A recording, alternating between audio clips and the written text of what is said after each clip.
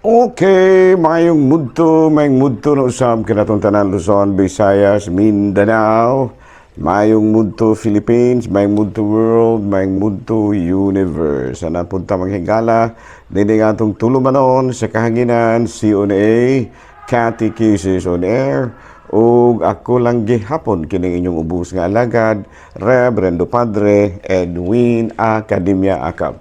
Abi na adlaw na usab karon nga Martes, no, pitsa 17 na kini sa bulan sa Setyembre tuig 2024 ug padayon kita mahigala sa atoa nga mga buhatonon ni ining kamuntuhon. Abay no, ato day nga timbayaon usab og mayong mudto ang atong kalahurong obispo Bishop Julito B. Cortez, ang atong station manager si Father Ramaata ug ingon usab ang atong mga kaigsuonan usab nga mga kaparian lukob Kabisayan ug Mindanao nga maabot karon sa atoa nga pagsibya.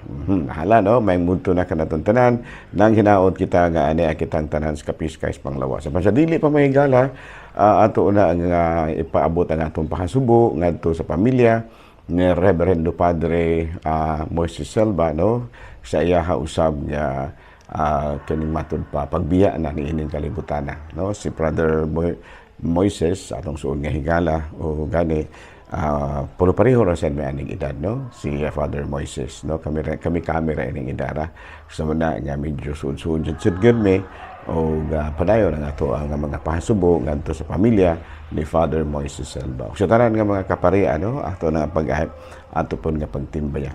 Hala no, mayong mudto na kanaton tanan ug nagkinaot kita nga ana kitang tanan sa Kapiskay Panglawas. Pero ana kita may gala sa ato ang ato sang timbayaon ug may mudto si Monsignor si Bishop Cortez, no, may mudto kan mo Bishop ug ang tanan gyud nato nga mga kaigsuonan. Bayda ni ami karon sa Dumaguete mahigala, no, Martes karong taud-taud manguli na hinuon may kay mao paghuman og ordina, no, sa atong mga tulo ka manghigala ka mga bag-o nga mga diakono, no, nya kini silang tulo ang mga lagad nasa simbahan o niya sa dili madugay pag-abot sa panahon nga makita sa atong talahurong obispo nga andam na sila, no, sa ilaha usab nga matud pa pag dawat na sa ordinasyon sa pagkapari, no, ato sa dawaton no nya sila. So mabudyo pag human higala, no, aduna kitay tutulo ka mga bag-o nga mga diakono nga nagmangalagad sa atong simbahan Katoliko. Ayan, no, mandili na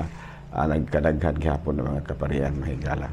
Hala no, may mudto na karon tanan ug ari kita mahigala sa ato nga Saint of the Day.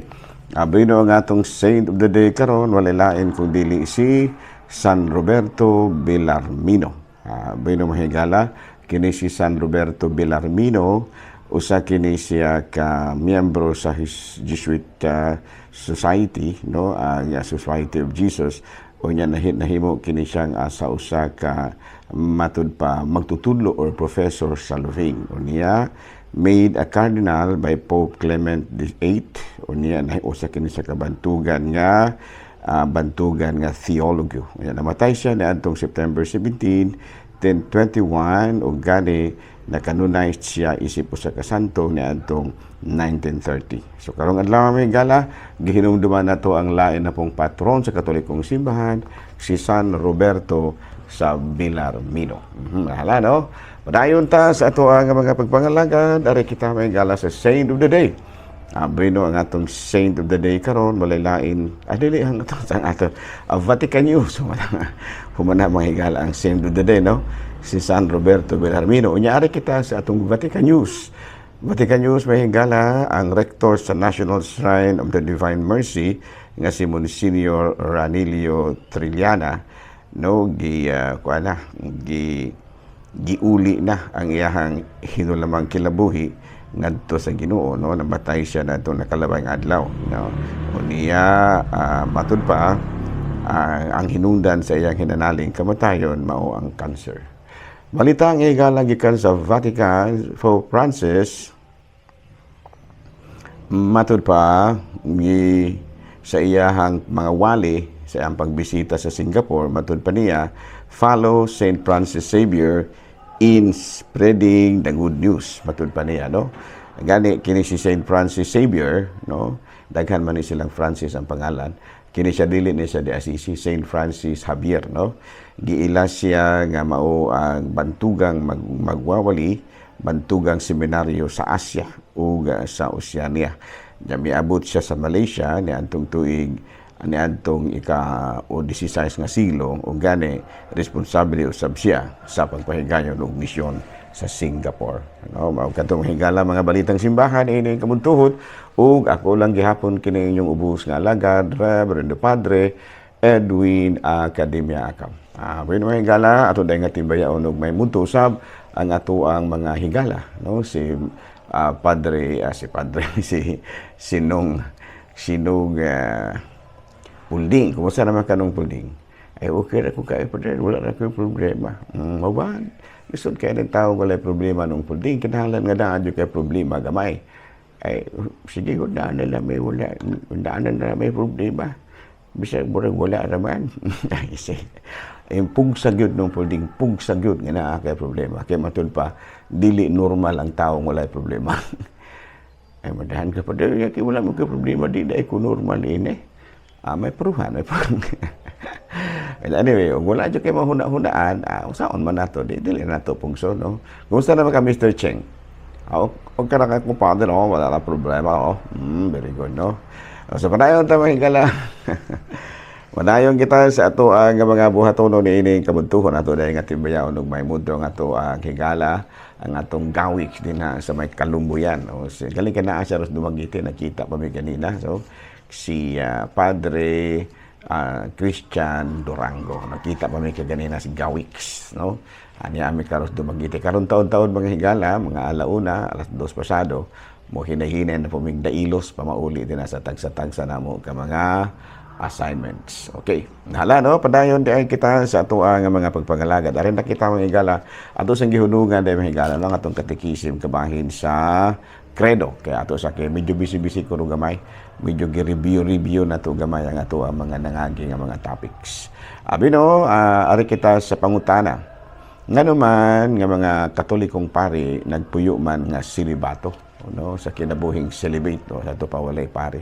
So ang natong batunan nga ang celibate, no, may usa ka estado sa kinabuhi nga diin ang usa ka tawo wala nagminyo ug matud pa nagkuan siya, naglikay siya niining pakighilawas, no, sa bisan unsa babae ba ug lalaki nga nahilambigit mga higala sa kining religious official kining gitawag nato devotion, no. Sa ito pa, kini di ay pagkinabuhing silibato, usa kini ka debosyon usab, no? Usa ka klase sa debosyon nga aduna po ipagka di kanang gitawag nato og disiplina. In a narrow sense, the term is applied only to those for whom the unmarried state is the result of a sacred vow, an act of renunciation or religious conviction. O, sa ito pa, kini di ay pagkasilibato o pagpuyo sa kinabuhing minyo, usa kini kapagi nga diin ato nga among gihalad ang among kaugalingon diha sa kinabuhing Tuesnon, no, nga walay pamilya o gani among gi-renounce ang bisan unsa nga mahilawas nun nga panghunahuna o mga buhat, no. Yan sa may katuyuan namo manghigala ka kaming mga pari nahimo kaming celebrate mga madre. Celibate life help one to focus attention on the areas of life and not be consumed by thoughts of having sexual desire. Ayan, no? Sa ato pa, kini di ang pagkasilibato, ang among gipukusan gyud may hingala, mao ang amo ang matud pa kinabuhi diha sa amo ang pagpangalagad, the areas of life and not be consumed by thoughts of having sex. No, sa ato pa among gisalikway ang kining mga hilawas nun nga mga buhat aron nga maka-focus gyud kami sa among pagpangalagad. Ikaduha, getting away from distraction of married life and children are fully devote oneself to spiritual life. Sa ato pa isip mga silibato, gi-focus na gyud namo ang spiritual life o gisanlikway namo kining married o kining married life o pagbato ng mga anak. Ganyan na, no? Unya, usa-usab sa mga papaagi nato isip mga silibato kining gitawag natong mas nasuod pag yun sa Dios. Ingon niya ano. Yan so may mga matod pa mga Bible basis no nga atong gibasihan usab nato no sa amo ang pagkasilibato. Usa sa mga gibasihan namo mao kining atong mabasa sa unang sulat ni San Pablo ngadto sa Corinto 32 hangtod sa 34. Matod pa diri no, buot ko nga malikay kamo sa kabalaka no malikay kamo sa kabalaka ang tao nga dili minyo magtagad sa buhat sa Ginoo kay maningkamot man siya pagpahimuot sa Ginoo apan ang tao nga minyo magkapuliki sa kalibutanong magbutang kay buot man siya magkapahimuot sa iyahang asawa busa mabahin ang iyahang kunahuna. Muna yung usa sa mga kanang inaasa mo kunahuna sa diha nga midawat kami nga mamahimo kami mga silibato. Kung ato pang basahon sa buha sa Mateo kapitulo 19 hangtod sa 12, ang iyang mga tinun-an miingon kaniya, kun mao ka na ang mahitabo tali sa banaw ug asawa, maayo pagdili na lang magminyo. Apan nitubag si Jesus, kining maong pagtulon ana dili alang sa tanan, kundi alang lamang ni adtong gitagaan sa Dios niini kay may nagkalain-laing katarungan nganong dili makaminyo ang ubang mga tao. May dili gayon makaminyo tungod kay natawo sila nga ingon nga mga eunuko, ang uban dili makaminyo tungod kay gikapon siya sa mga tao aron mahimong mga makapangalagad sila sa Dios. Ug ang uban may voluntaryo nga dili magminyo aron nga mas makapangalagad sila sa Dios. Samta kini kung makasabot kamo. O ano sumuna di ay nga kining amo ang voluntary kini aron nga maayo ginamang pagkaalagad sa Dios, no? So kining silibasiya gasa di ay sa Dios ngadto sa mga tao. Abi no kining balaura sa simbahan natukod ni adtong panahon sa konseho sa Elvira, Spain atong tuig 300. Usa kini kapanagtigong sa may adunay 191 ka mga obispo ug 24 ka mga pari. Usa sa mga nakabuot nila nga lagda sa Canon 33 mao ang pagdili sa mga pari nga magminyo ug sa tanan nga mga ministeryo sa altar. Hangtod karon ang maong balaod gipahimutang sa gihapon sa Katolikong simbahan. Sa ako mismo nga eksperyensya, aduna naman mga tentasyon nga kung dili namo mapakingbatukan mao'y maghatod ka namo sa pagsalikway sa among pagkasilibato, no? So ang among gihimo gilig-on pagid namo ang among mga pag-ampo, no, prayer life. Sa seminaryo pa kami gihulma na kaming daan, ano? Unya make yourself busy aron nga ma-focus nimo ang imong atensyon sa imong trabaho. O ano kinahanglan nga isip mo sa kapari busy gyud ka. Na kinahanglan pod nga magampo sa ang mga katawhan alang kanamo, no? Nga fighting depression. Unya kinahanglan gyud mi og suporta gikan sa among kaubang mga pari ug kaninyo nga among mga parokyano. Okay? Bino din na lang una kita kutong mga higala ha. Ako lang gihapon kini yung ubos nga lagad Reverend Father Edwin Akademyakab mana milit na usab kaninyo ug manalangin kanato ang Dios nga makagahong tanan, Amahan, Anak, Espiritu Santo. Amen. Good noon, Pilipinas.